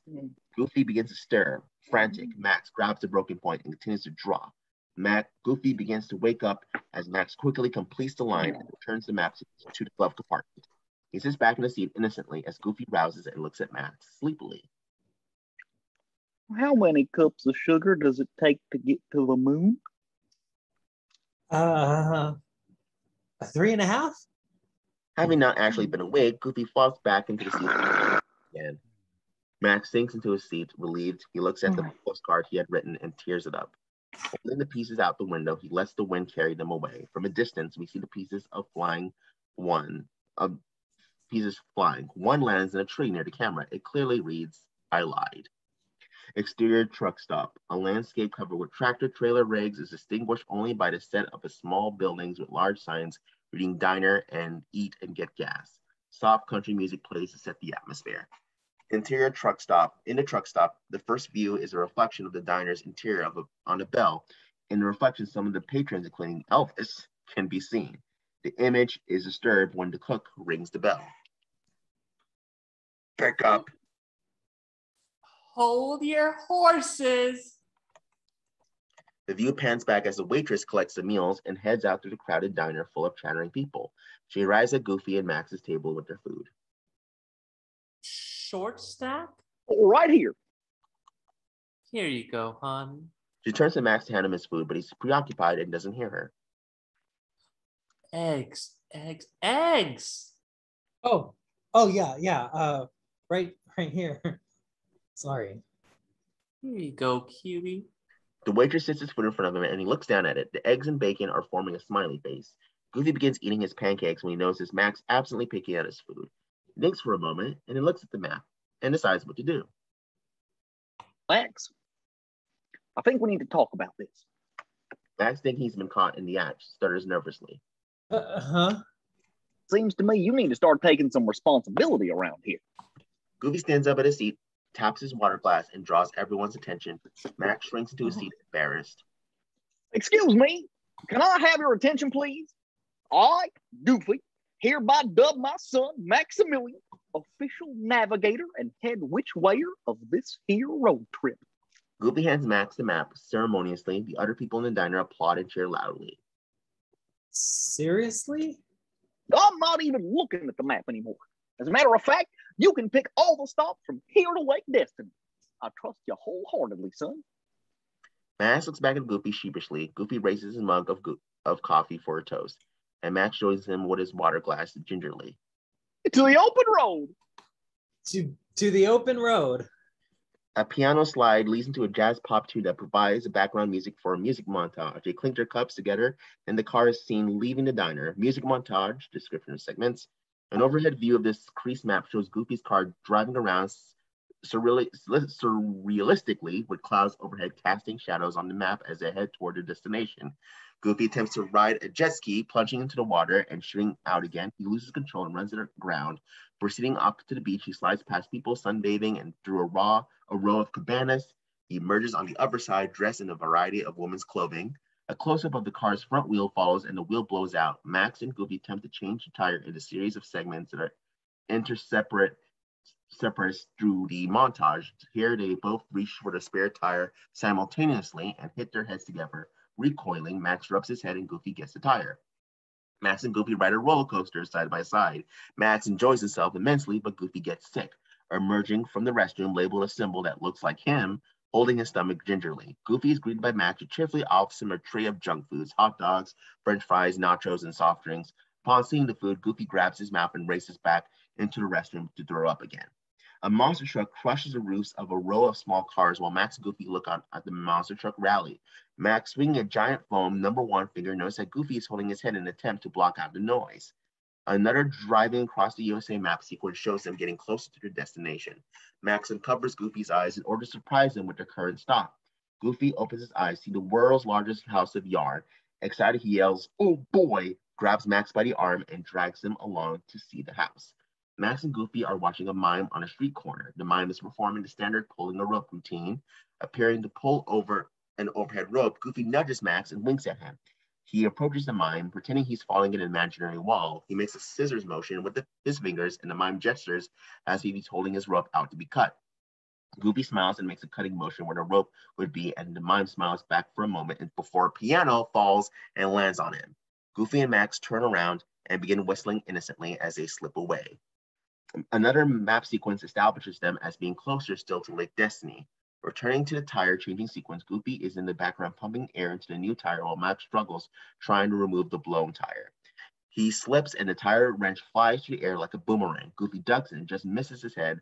Returning the wrench hits the jack supporting the car. The car falls, propelling the old tire off at high speed.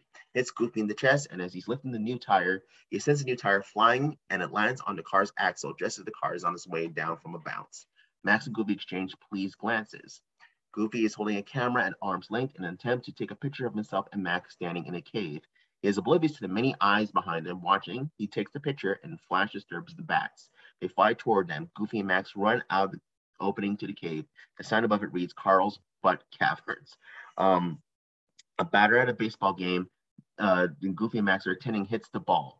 It heads for them, and Max readies himself in his glove in hopes of catching it. He stands up to catch the ball, but fumbles it. Goofy makes a dive to catch it, and he ends up going over the edge of the balcony. He falls, but manages to catch himself on a string of streamers. As the streamers stretch, he falls right through the dugout roof where he's suspended momentarily. He hands the ball to the player sitting there on the bench, and he signs it. The streamers spring back, flinging Goofy back to his seat. Max catches him, and they exchange pleased glances. A close-up of the car's wheel shows the new tires almost completely in place. Max and Goofy are alternately turning the wrench. When they finish, they slap hands and a high five. The music comes to a close when the car is seen driving off into the sunset, but instead turns into a parking lot of the Neptune Inn. Interior, Goofy and Max's hotel room. After a brief establishing shot of Goofy and Max carrying their luggage through the door, they emerge in their room. It is lit in an airy green light that fits the nautical theme. The water beds are transparent with fish swimming inside, and the rest of the decor is similar. Gosh. Max sees the waterbed and jumps on it. The water sloshes him back and forth. Goofy looks at and feels the material furniture is made of. Whoa! Check out the bed. Check out the dresser. Coral. On the wall, there is a night light shaped like Ariel, which both Goofy and Max admire. Nice lamp. Classy choice there, Navigator. The quiet is broken by a loud pounding at the door, followed by yelling. Goofy and Max begin to approach the door gingerly. This is the place. We've got the place surrounded. You goofs come out with your hands up. Pete breaks the door open and pretends to fire a machine gun at them. He knocks Goofy and Max backwards onto the floor.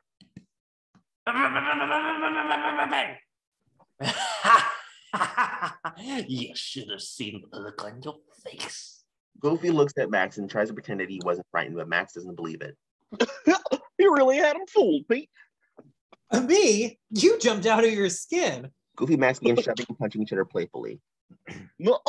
I was just pretending for your sake. Oh, right, sure. Did too. Did not. Goofy grabs Max against him, pulling up his hair. Both laugh. Oh, ain't this sweet? Pete tries to wise Goofy up by making him distrust Max. He grabs Goofy by the arm and quietly gives him advice.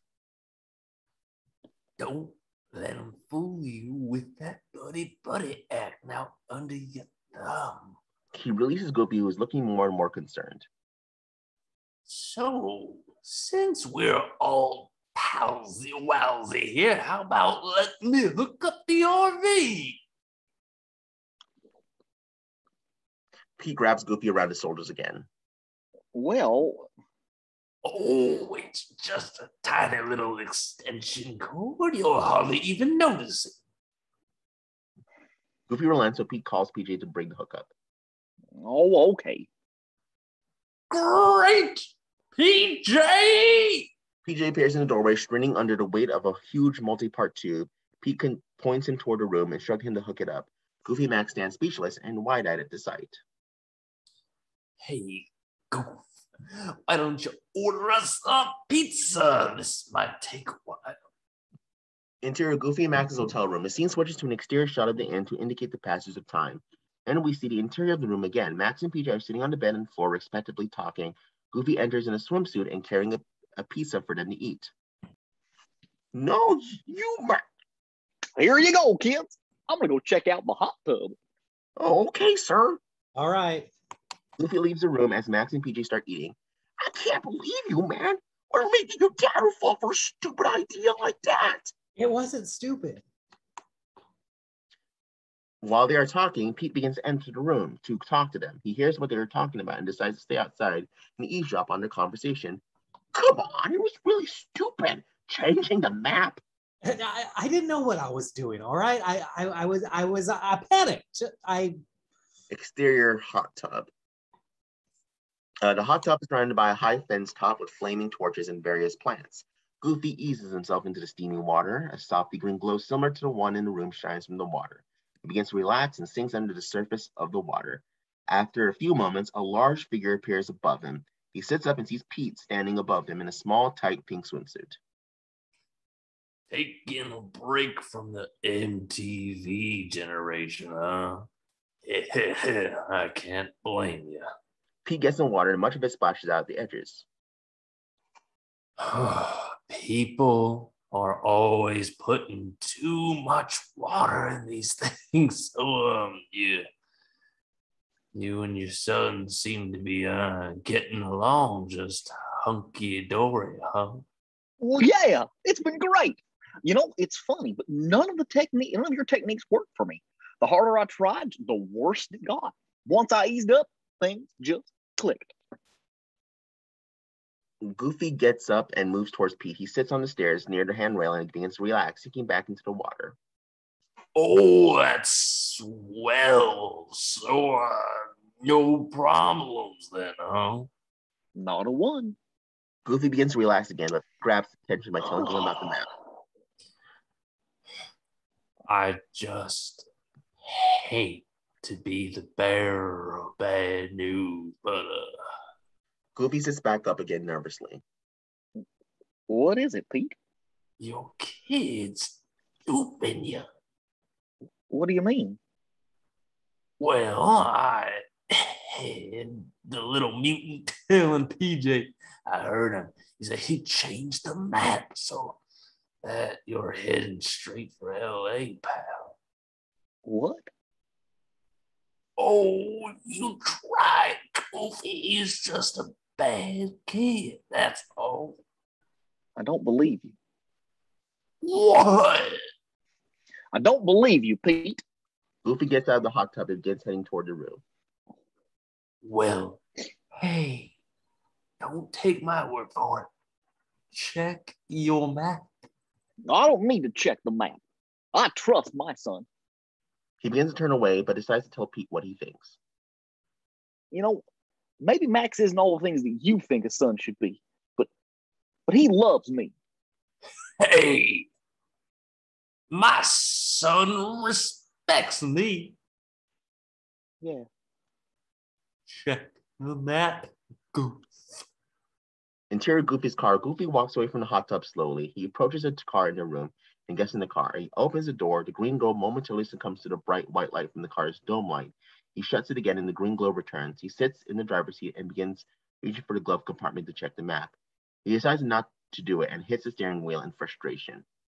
As he does this, the glove compartment pops open, revealing the map. Interior Goofy and Max's hotel room. After a brief shot of the exterior of the Neptune Inn, we see Max and PJ still watching TV when Goofy walks in looking shell-shocked. Max turns around and greets him cheerfully and unknowingly. Hi, Dad. The only sound to be heard is the voice of Powerline on the TV. Even if I gotta shout out loud. Unnerved, Max tries to improve the situation. Yeah, sorry about the mess. I'll clean it up. Max looks at PJ and shrugs, confused. Goofy is still silent as he turns the lights off and lays down in bed. I think I better go. See you, Peach. Don't forget, Powerline. Interior Goofy's car. Goofy and Max are driving down the road in silence. Goofy still has the same shocked expression on his face. Goofy decides to give Max a chance to make the right choice and hopes to avoid a confrontation. They exchange uncomfortable looks. Well, here you go, navigator. Just follow my route on the map, son. Okay. Max looks nervously at the map, then up at the signs indicating the upcoming junction, which are zipping overhead. Here comes our junction. Max still mumbles, undecided as they careen toward the center divider on the highway. Okay, Max. This is it. Left or right? Uh, Oh, Max. Left. Goofy lurches the car to the left and hits the center divider into the process. Oh. How about a song, Dad? Goofy sings lower and lower, getting angrier and angrier as Max continues to try to pretend nothing's happening. A game? A game. Yeah, a game. Okay, man or woman? Man, okay. Walt Disney. Finally, Goofy snaps. He veers off the road into a scenic lookout point and stops the car. He opens the door, struggles to get out while wearing a seatbelt.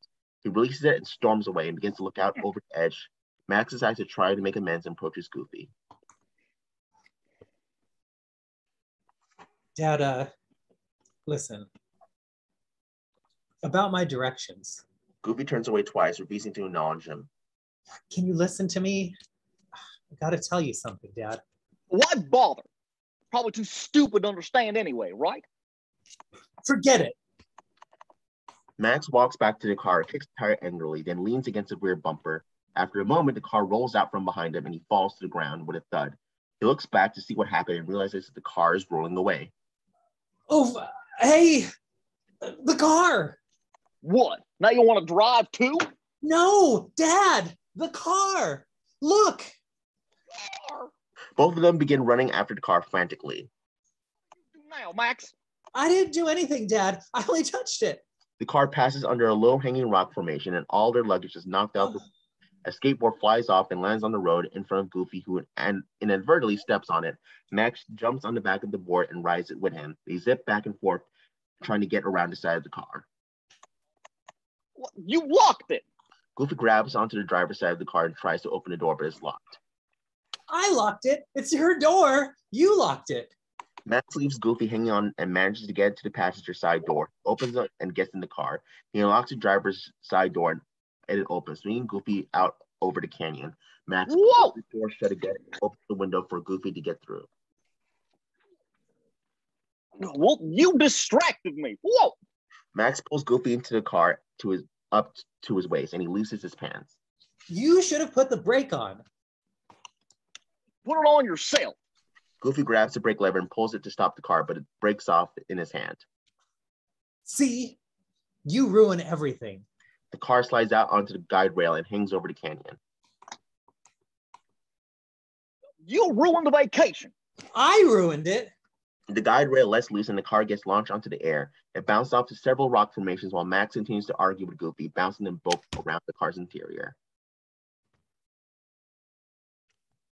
I never wanted to go on this stupid vacation.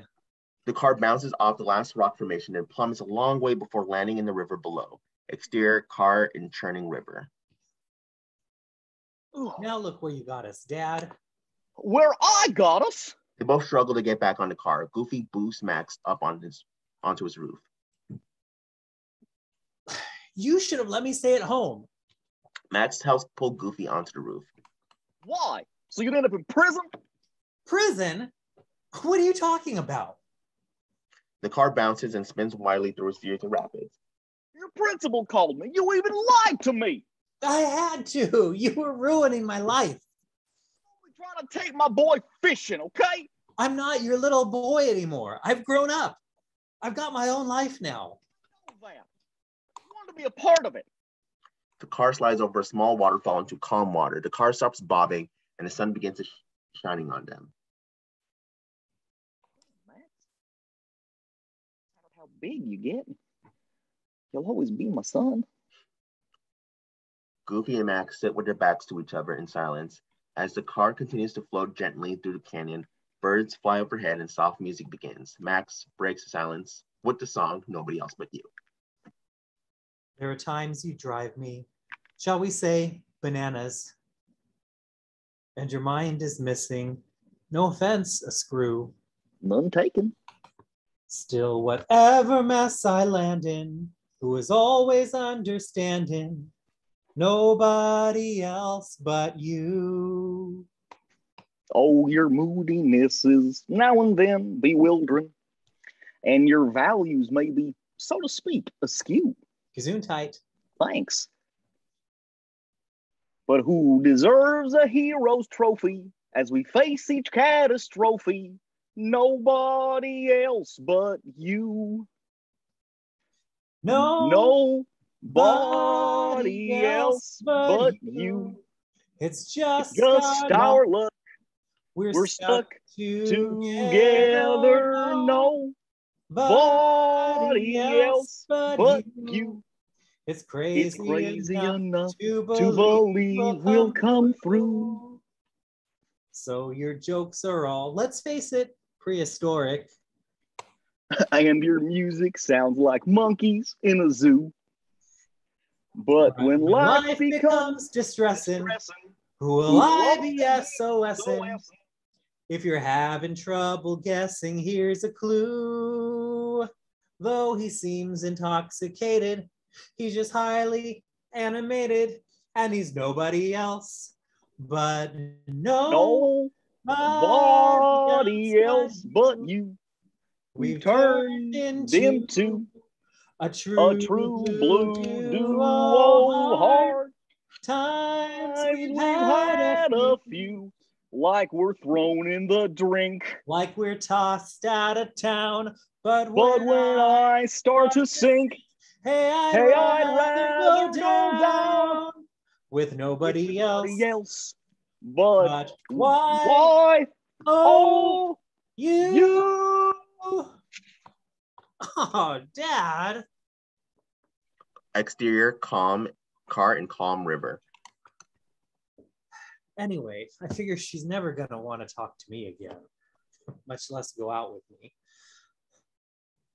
What a dumb lie, huh? What do you know? My Maxie in love. Huh. Gosh, you're really growing up. It happened so fast. I guess I sort of missed it. The water around the car becomes increasingly choppy and the light fades. Well, looks like the only thing for us to do now is get you on stage with this power line filler. How are we going to do that? Now, you just leave that up to me. No, Dad, really. I think we should, just forget it. How come you always think I'm going to lead you into some sort of calamity? Max looks downstream and does a double take. The water is vanishing over a waterfall and the car is heading directly for it. Dad? What's wrong now? Look! A waterfall. A waterfall! Exterior car in rapids. The car spins and sloshes and Goofy falls off. Max continues to hold on. Max is quickly carried downstream on the car, Max leaving Goofy behind. Dad! The current slams Goofy against a rock and he grabs onto it. Some of their luggage floats by, including the fishing rod's case, which hits him in the back of the head. Goofy gets the fishing rod out and runs downstream under rocks. He runs out onto a log in hopes of being able to get Max with the pole. Grab a hold, Max! Goofy holds out the end of the pole. Max dives for it but misses, landing back in the water with the car. He stands helplessly as Max continues to float toward the falls. Whoa! Goofy casts line and snags the front bumper of the car. The weight of the car pulls Goofy in. He flies downstream and hits some rocks, which he uses for leverage. Finally, the weight of the car overpowers him and it goes over the falls. Max gets caught in the trap and falls with it. Suddenly, the tarp unfolds and begins supporting Max in the air using the updraft from the falls. Dad! Goofy, still in the water, is unable to stop himself. As he goes over the falls, he extends the pole toward Max. Max grabs the pole and they both swing downward, still supported by the updraft on the tarp. They smile at each other momentarily. Suddenly, the cork hand grip on the fishing pole slides off and Goofy plummets to minutes below. Max looks at the end of the pole and thinks about the perfect cast. Without hesitation, he attempts to perform it. 10 o'clock, 2 o'clock, 2:45, touche, twist, I'm a little teapot, and fly! Max sends a line flying after Goofy.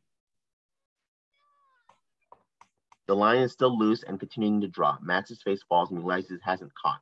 Suddenly, the line becomes taut and Max gets pulled downward with the added weight. He begins to reel it in furiously. Goofy emerges from the mist, suspended by the hook.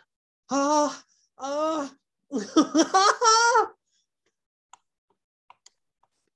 Max and Goofy grab one another firmly and hug. Both have tears in their eyes. As they embrace, Goofy Maps lands on his head. He lifts it up and looks at it. Boy, this has been one crazy vacation. He tosses the map away and it is carried off into the wind. And it's not over yet. Exterior, stadium in Los Angeles. The scene opens with a helicopter shot of the stadium where the concert is being held. The car searchlights beaming all around in a blimp circling. People are crowding in the the turnstiles and filling the parking lot. Interior backstage, the backstage crew is unloading equipment into the stadium. Max and Goofy have hidden in some of the instrument cases and they're carried into the loading area. When the door closes, they emerge. Goofy grabs Max by the arm and pulls him along. Max freezes himself and stops worried. Whoa, we made it. Come on, Max, let's get you on stage. Maybe this isn't such a good idea. Yeah. Two attractive dancers walk in front of Max and he has a change of heart. He watches them walk by and loses sight of Goofy. Then again, Dad? On stage, the light dims as a giant spear is lifted up. Electricity arcs all around the spear and it explodes, leaving only Powerline in his place. He stands up and begins the song. Got myself a notion, one I know that you'll understand, to set the world in motion by reaching out for each other's hand. Maybe we'll discover what we should have known all along. One way or another, together is where we both belong. Still, backstage, Max is looking for Goofy when he sees Powerline and the dancers performing on stage and stops to watch. A guard spies him and tries to catch him, but Max dives through the guard's legs and runs away. Dad! What are you doing here? Hey! Goofy's looking for Max when he accidentally looks into the dressing room of a very heavy background singer. She screams and punches him back out the door. He falls backwards onto some of the stage equipment and gets tangled. Max? Powerline and dancers continue their performance on stage. If we listen to each other's hearts, we'll find we're never too far apart. And maybe love is the reason why, for the first time ever, we're singing it eye to eye. Love is always singing eye to eye, sing it eye to eye. Interior, Stacy's house. The camera closes in on Powerline's face and pulls back again as a TV image in Stacy's house. Her party is in full swing, but everyone watching the concert. Everyone is watching for Max, and Bobby doubts that he'll show up. Stacy tries to reassure Roxanne, but her concerned look belies her. The Goof ain't there.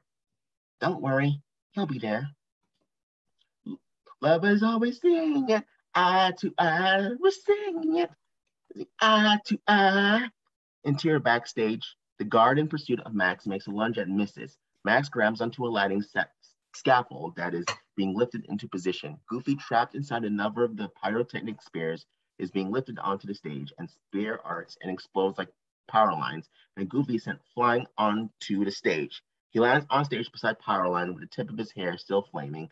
Powerline gives him a curious look. Excuse me, Max? Oh, wow! Max is mortified, but he has a brainstorm. Hey, Dad! Do the perfect cast! Goofy hears him and begins performing the motions of the perfect cast, much to the amazement of Powerline and the audience. Powerline continues the song, and Goofy dances with him. If you ever lonely, stop. You don't have to be. After all, it's only being away from you to me. Take a look inside and see. The guard climbs onto the scaffolding to catch Max. Max bumps on one of the lights, and the beam gets in the guard's eyes. He falls backwards, and his weight is too much for it. The scaffolding breaks loose. Max grabs a rope. The guard grabs Max by the legs, and they both swing downward. Whoa! The guard flies into one of the large monitors, smashing it into a wild shower of sparks and light. Max swings back and ends up sliding onto the stage. He comes up to the rest directly between Goofy and Powerline. They both look surprised momentarily, then Max begins to dance and they join him. If we listen to each other's hearts, we'll find we're never too far apart. And maybe love is the reason why, for the first time ever, we're singing it eye to eye. Sing it eye to eye, sing it eye to eye, for the first time, eye to eye. Everyone at Stacy's party watches excitedly as Max dances on screen. Roxanne smiles gleefully. Yeah, Max is on the. Oh, that's a Max. I know him. Interior Pete's RV. PJ is scrubbing the floor of the RV near the television when he sees Max. Pete walks by drinking a beer and hears PJ yell. He looks at the screen and spits his drink all over it, out of shock. PJ keeps watching Max through the fizz running down the screen while Pete coughs and chokes. He did it! Interior Stacy's house. Bobby, Stacy, and Roxanne are dancing with the music, as is everyone else. Bobby sprays his cheese at Stacy and Roxanne and bumps into someone. He drops his squeezed cheese and bends it to pick it up. At the same time, Stacy reaches it for it and touches his hand. They look at each other in his eyes and smile.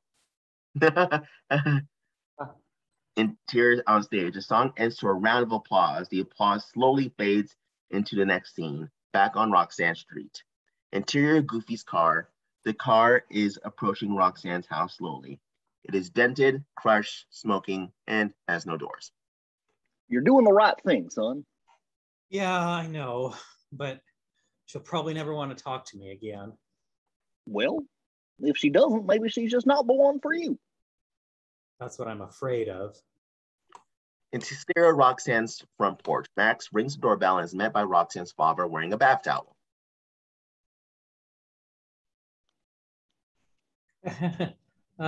Hi. Remember me? Now how happy seeing Max. He slams the door in Max's face. Oh, Roxanne comes to the door and opens it again. Daddy, Max, I saw you on TV. You were great. yeah. I mean, no. I mean, Roxanne, I lied to you. I don't even know Powerline. What are you talking about? A billion people saw you dance with him. Yeah, well, I never met him before the concert, that is.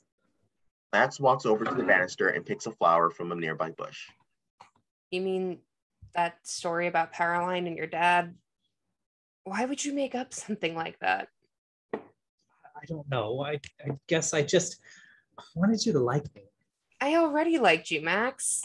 From the very first time I heard you laugh. Yuck. Max hangs his head embarrassed. So, you want to do something tonight? Definitely. Oh no, I can't. Roxanne gives him can't. a disdainful look. What? Well, I'm kind of doing something with my dad. Honest. How about tomorrow? Deal. Roxanne sends her arm to shake hands, and Max surprises her with a quick kiss. Both giggle. Max accidentally laughs at Goofy again and covers his mouth in embarrassment. Their conversation is interrupted by loud bangs from the street. Goofy is attempting to put the front bumper of the car back in place while humming Open Road. He grins back at them and gestures humorously at the car. Without warning, the car explodes, leaving only Goofy's shoes and socks behind as he sails through the air.